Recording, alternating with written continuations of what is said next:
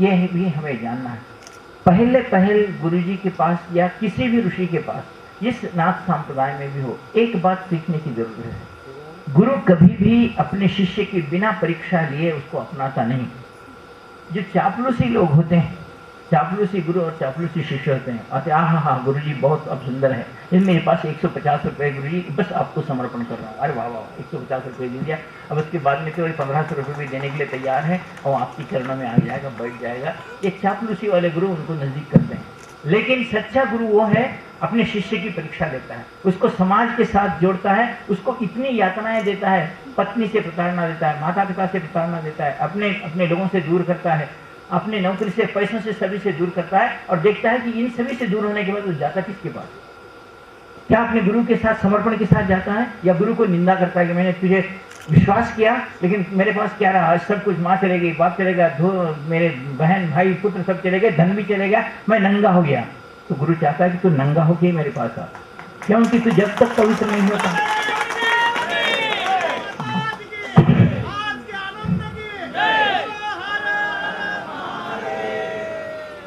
तू जब तक तेरे अपने आप को शुद्ध करके मेरे पास नहीं आता, अगर तू तेरे साथ ये रहा कि मेरी पत्नी, मेरा बाप, मेरा पुत्र, मेरा धन, मेरा घर, ये करता रहा, तो तू गुरु को मेरा कभी नहीं कह सकेगा।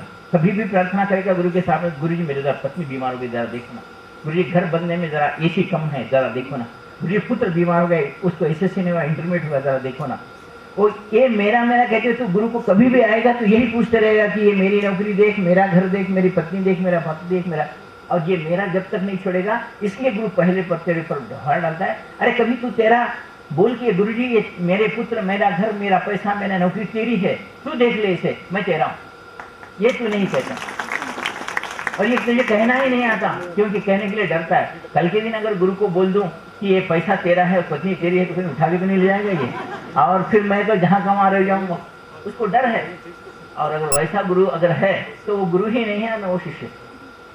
गुरु को तेरे पत्नी से लेकर क्या करना है? अगर वो सिद्ध गुरु है तो अप्सराओं को अपने सामने नचाने वाला है, तो तेरे स्त्री को लेकर क्या करेगा वो? तेरे धन को लेकर क्या करेगा? जो तुझे खिलाता है तुझे लेकर वो क्या करेगा?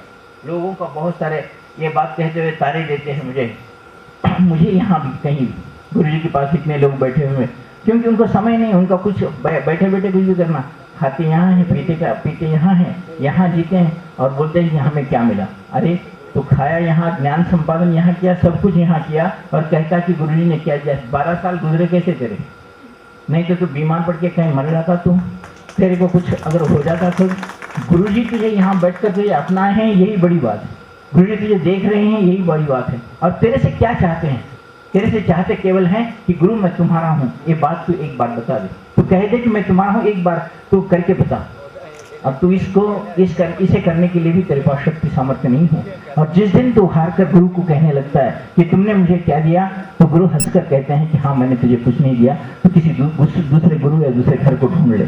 और तू जब ढूंढ के बाहर पूरा घूम के आता है तो तुझे पता लगता है कि मैं कहाँ क्या खोया, और बाद में तेरे पास कुछ नहीं रहता, तब भी तू आता है तो गुरु तुझे उसी मन से लगाता है कि अरे तू दिन भर का भूला भटका, रात को भी घर वापस आ जाए तो भूला भटका नहीं कहलाता, तू कम से कम रात को तो घर आ गया, तू मेरा है।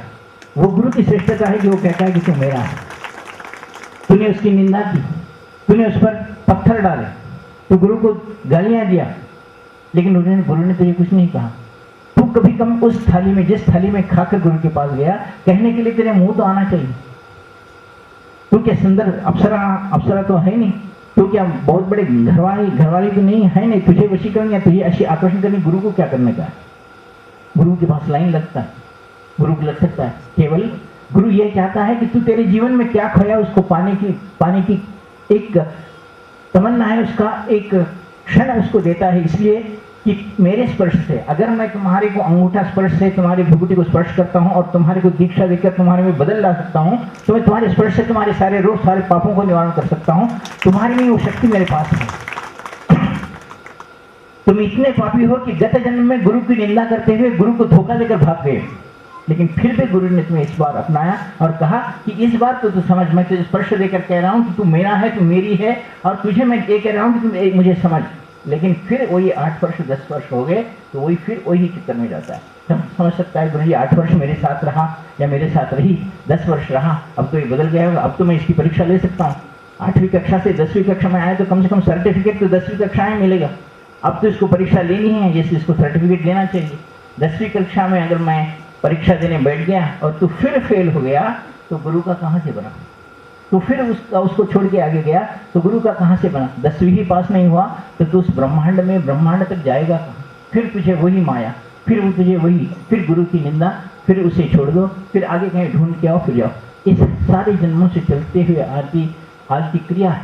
तो एक बार ये कह के तो देख कि प्रभु ये मेरा कुछ नहीं है, ये सब तुम्हारा है, ये सब तुम्हारा है। मैं अगर इनके लिए आज प्रार्थना करता हूँ तो मैं गलत आदमी हूँ, क्योंकि मैंने इनको सौंप दिया है। ये धन, ये दौलत, ये पत्नी, ये बच्चे, मेरे विचार, मेरी आशाएं सब तुम्हारे पास है। तुम जो करोगे वो मेरा है। हम ये नहीं कहते, हम हर बार यही पूछते रहेंगे कि गुरु जी मेरा क्या हुआ? और ये मेरा क्या हुआ, जब तक तो गुरु के पास मेरा क्या हुआ कहता है, गुरु को दर्द होता है कि ये मेरा नहीं बना, वो उसका ही है, उसके बारे में ही विचार करता है। ये मेरा कभी नहीं होता और मेरा कभी नहीं होगा, वो उसी को पूछेगा। दर्द उस समय होता है कि मैंने तुझसे इतना प्यार किया, इतना सब कुछ तेरे देने के लिए मैं तैयार हूं, फिर भी तू किसी को मेरा कहता है।